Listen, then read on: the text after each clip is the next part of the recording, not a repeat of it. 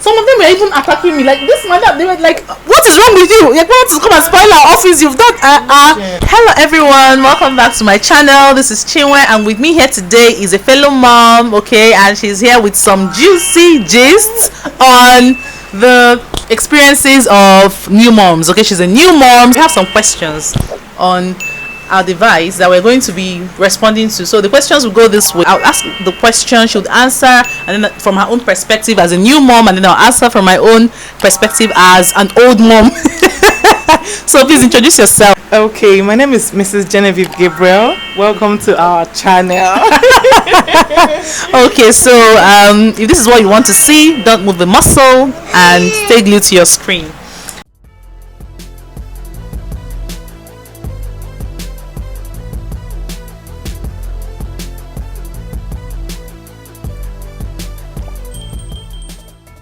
So the first question is, how did you feel when you first discovered you were pregnant? So when I first discovered I was pregnant, I was happy and scared and I don't know.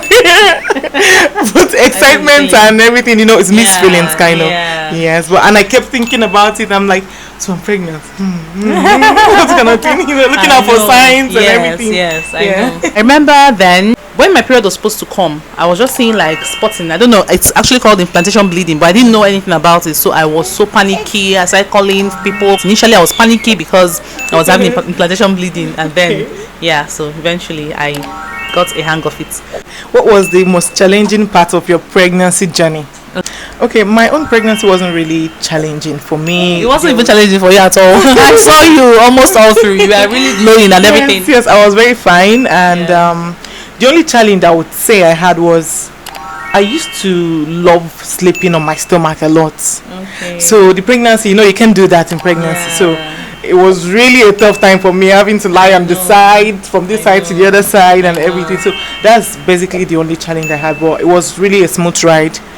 Now that you mentioned it, I remember that with my fourth pregnancy, I had a lot of back aches, a lot of waist pain and back aches that even took time. Like postpartum, it still lingered for like 2 months postpartum. You know, I had to do a lot of body massage, pressing, hot water and all that to help ease that pain. This next one I would read, number 3 says, how did you prepare for motherhood?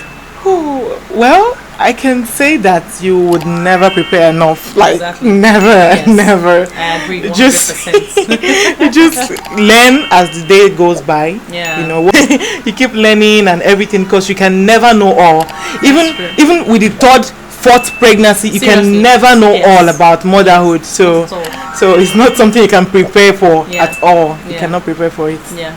I agree with her completely, because every pregnancy is different. Okay, every pregnancy, I remember like my last was so different from my previous ones, because with my last I was being so exhausted. I was being so you know, those back aches I talked about and waist pains. In fact, at some point some people were even insinuating that okay, it could be that I have another gender, that's why. But it's still same sex, but it still, you know, didn't go the exact way that the others went. So it's usually different for everybody. You know. It is. Yeah. Okay, number 4. Number 4. What surprised you the most about being a new mom? Okay, surprised me the most about being a new mom, I feel I didn't know the intensity of the pain that goes with labor. Okay, so yeah, that surprised me. You know, it made me to have this new, like, there's a way I now revere my mom and my mom-in-law and, you know, all mothers before me, because I'm like, wow, is this what you went through? So the fact that the pain, I didn't see it coming like that. I didn't know it was going to be that intense, and the nursing, the breastfeeding stage where your nipples will be so sore, you know, to the point of it could even bleed if you're not careful, you know, sometimes and all. So what surprised me the most about being a new mom is realizing that my night sleep is gone. Honestly, completely it's gone. I'm telling you. For years though, not even years. Yes. It's not even the newborn stage. For years, because from this to that, you know. And then when I gave birth, my baby was waking up every 2 hours, highest 2 hours. He will wake up even at night. Yeah. So the night sleep was gone. Like, oh my god. I was like, when will this end? And even to this point, we still wake up in the night, but although not as frequent as before. But you know that usual sleeping from night till morning uninterrupted. Otilo. Even for me too. And maybe now that is +1. she's over 1, but still, we've never. In fact, I don't think there's ever been a day that she slept through the night, like ever since she was born. You know, it comes with different kids. There are kids that sleep earlier. Okay. You know, like at an earlier age, they begin to sleep through the night. I know I've had kids that started sleeping through the night at 4 months. Okay. Even though some researchers will say that it's not ideal because their blood sugar will be affected and all, they will not have low blood sugar, and those kids are at risk of developing SIDS actually. So it's better for them to be waking up frequently to feed. That sometimes if they sleep too long, you should even wake them up. And there are statistics and everything to back it up. Next question. Okay. How did you balance work and motherhood, if applicable? Okay. For me, how I balanced work and motherhood, as you know, I'm an educator. So what I did was, when I enrolled, the first school I worked in had a crèche, of course. So I had to, I enrolled my baby in the crèche of the school, so it was easier for me. She was within close proximity, so I would frequently go check up on her, even though emotionally I wasn't stable because that detachment from her and everything, but I had to adjust with time. So growing up the ladder in my career, I just got used to it because I've done it before. So this time around, when I had my last baby, that's baby number 4, I didn't have the school where I work now. It doesn't have that provision for crèche, but I was able to cope because I still enrolled her in another crèche, and then I have helping hands like to make it easier for me as well. What advice would you give to expecting moms? Okay. I would say, first of all, pray. Yes. Pray about it, because we can really not do anything without God. Yes. And definitely. motherhood requires a lot of strength. Yes. Both spiritual and physical strength, even emotional strength. So just pray and prepare yourself, read books or browse, find out things about motherhood, ask questions, so that you can prepare a little bit about it, because you can never know all. You're so right. That's the same thing I would say. Okay, so pray. That's number 1, like she said. And then what else? Then seek the advice of people that have done it before you. Even though in her own case she was seeking my advice and she said I told her lies, I lied to her. Tell me one lie. What was one lie that I meant? Just mention one. Because I tried to be very diplomatic. I tried to use euphemism as much as I could. It's not, so that's not. What happened to women supporting women? You should have told me the truth. How will I tell you the truth? You go there and no, now I don't want you to the way it is now, I can tell you whatever truth you want to know because I know you've experienced it. But then I didn't want to scare you too much, so I was just trying to be very. Okay, fine. When I was pregnant, she told me that I could do it. It's nothing, Every woman goes nothing. Oh my God. Every woman goes through it. It's true. She didn't tell me. You should have sat me down and said, "You will still shake gay." No, another thing is pain thresholds differ. I know pain thresholds differ. Yeah, that's true. I have this colleague, an ex-colleague, that used to tell me that whenever she's pregnant, her water will just once her water breaks, right? That's what they call it, right? Once her water breaks, yes. It just signifies that labor would come any moment, maybe within the next 1 hour or 2, and that's how it happens for her. And before you know, she has had a baby. So people differ. I can't use one person's own as a yardstick to now advise and tell her. So I was just trying to be very, not to scare her too much. And then she had a phobia. She was so scared. She didn't really. So she didn't come and add to the fear again. I was trying to salvage the situation to make her feel good. So that was it basically. So number 7 says. Number 7, how do you handle the pressure of societal expectations? I handle the societal expectations. When you're a new mom, advice will be flying up and down. Yes. Everybody would want to tell you what to do, how to do this and all of that. So I would always compare, and I would always ask a medical practitioner too. I don't always swallow everything. When they tell me do like this to the baby, you have to do like this to yourself. I ask people who are experienced mothers too, how did you do this? How did you, I don't take everything in. And also the instinct sometimes, if my mind tells me don't do this, no matter how experienced the person who is telling me, I would not do it. So because a lot of advice would come. Just prepare your mind. People will tell you awkward things to do to your baby and to yourself. So you just ask questions, do the one that your mind accepts, and let others go. Yes. And that's it. Don't be pressured. Don't feel like you're going to make somebody feel bad because she didn't take their advice. It's for the good of you and your baby. So anything you're not okay with, no matter who the advice is coming from, don't do it. Don't do it at all. I agree.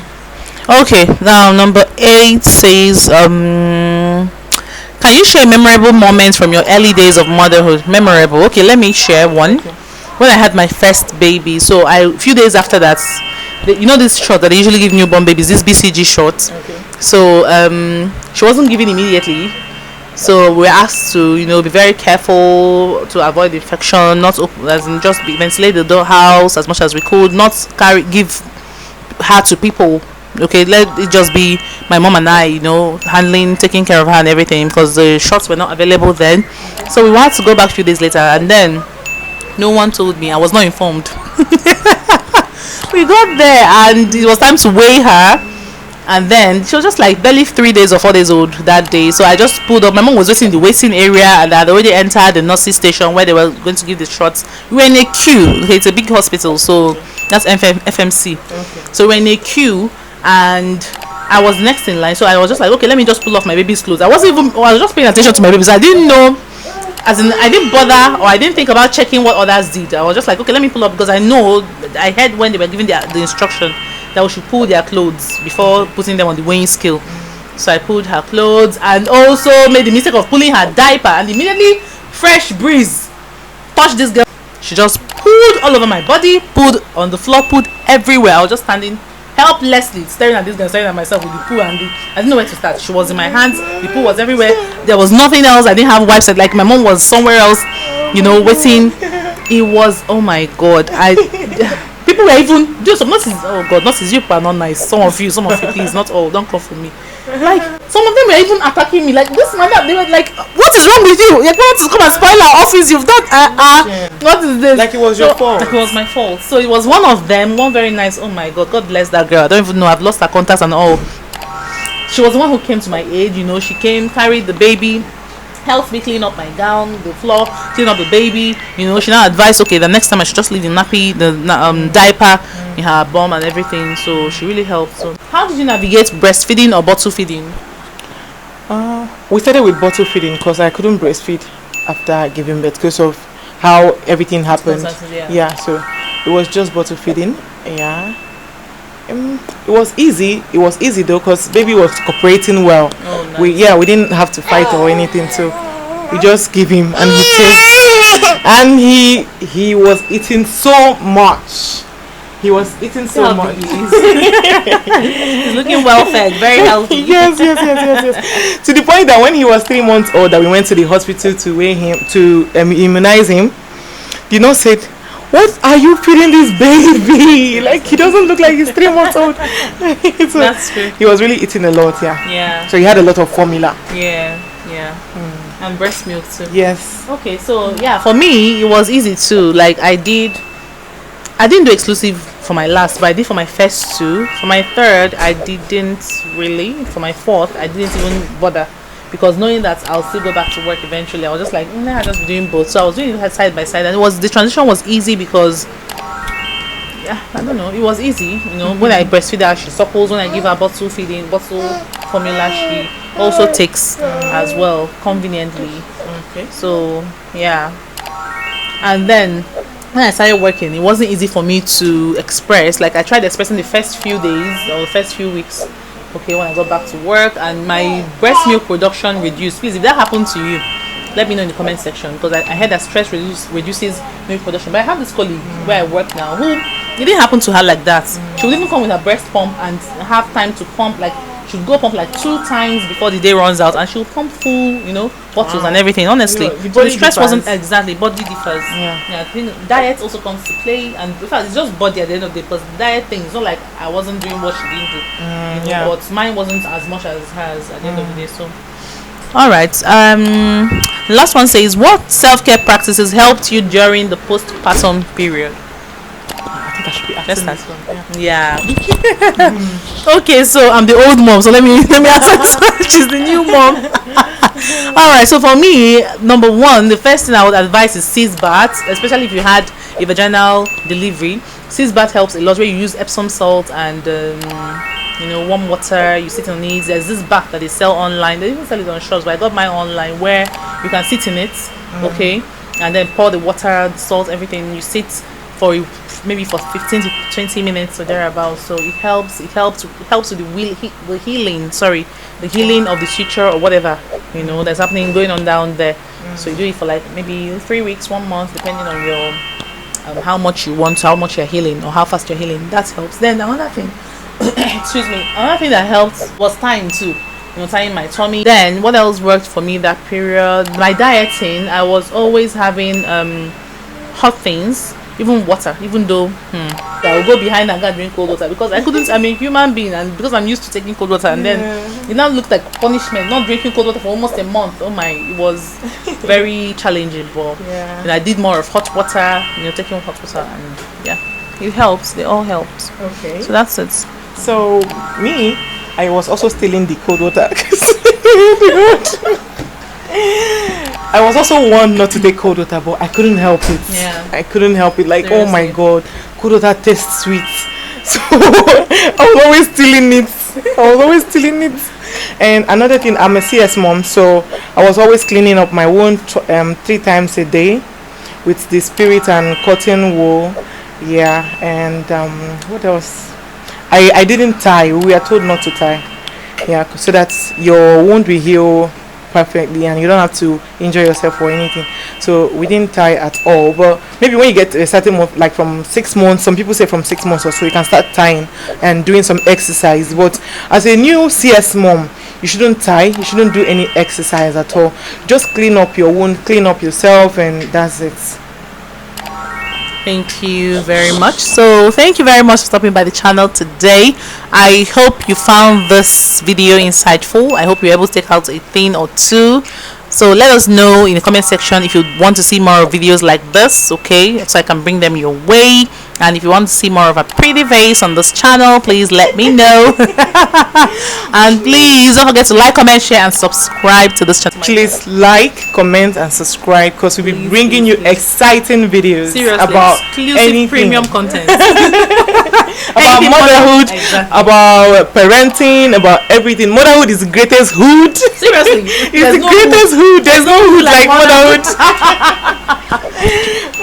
Thank you. Alright, so thank you for stopping by the channel and hope to see you in my next video. Bye.